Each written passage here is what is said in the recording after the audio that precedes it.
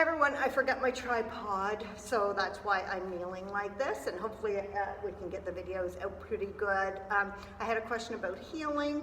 I have a story about healing. So years ago, probably 15, 20 years ago now, first of all, I was so fortunate that the trainer I apprenticed under, or mentored under, she was a positive trainer. So I learned positive training right off the bat. I'm not a switchover trainer, or I didn't use corrective base and then changed to positive. So that's all I knew, and then I attended the Care and Prior Academy, and of course that was all positive training. So I went to, I believe it was one of my very first obedience seminars, because I didn't compete in obedience. I always had mixed dogs or rescues, so I didn't compete, but I used to attend seminars all the time because I'm a bit of a training geek and I love learning this stuff and seeing people work with their dogs. So to make a long story short, I was the first dog to get up. She said, okay, I want you to heal around your room with your dog and reward as much as you want. So that's great for me. So I get up and I reward healing around the room. I had Rustic with me, and she said, oh, that was great. She said, the only thing is you needed to reward 3 times more than what you just did. And I was like, wow. And everybody's like, wow, if Kelly didn't reward enough, we're in big trouble, because I was always known as like the treat slinging trainer. So, reward, reward, reward. That is the most important part. I've seen it be successful over and over and over again. I can tell you that lady had dogs who had not fantastic healing going in there.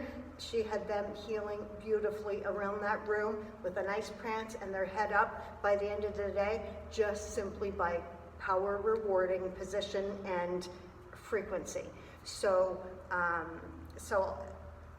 that's my biggest thing on that, and I'm not exaggerating. Even when I think back to how much we were rewarding them, it was literally almost like every second step. And then she gradually, say we did 30 rewards around the room, then we did 25, then we did 20, then we did 15, then we did 10.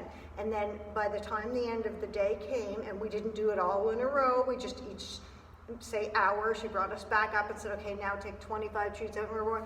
By the time we got to the end, those dogs were prancing around that room with the most beautiful heels, and not breaking heel position once. So the other thing I want to talk about, I know that wasn't really teaching much, but it definitely has been a valuable lesson for me. All my dogs kind of really love healing, and I believe that's why I teach it with a ton. I play those healing games, that just little things, like whether it even be a positive interrupter. I know that doesn't seem like a healing game, but it's always rewarding the dog coming back to you. But that check rewards the dog being into position, and those spins and going through. Again, lots of rewarding for position. I don't get into anything a whole lot more technical. That's the biggest thing I do. But the one technical thing I do is I feel that a lot of dogs, when they step off, is when you lose connection. So what I mean by that, and I think that's just because we don't reward the step up. We always think we always want to see some nice heel work before we give them that first reward. So if every time, okay, I'm gonna stand up and get some treats here and get Reggie. So, and stand back here and talk now. So if every time I step off, so I've got Reggie, we'll say in heel position, and if every time I step off, he doesn't get rewarded until the third or fourth time, till my third or fourth step, then it's a good spot for him to offer a jump, disconnect, look around. So this is what I feel a step off from heel position should look like every time is, I want it to be, yes, treat right in their mouth, literally. As soon as you step off, yes. And I would do 2 or 3 treats, boom, boom, boom, back to back as soon as you step off. So.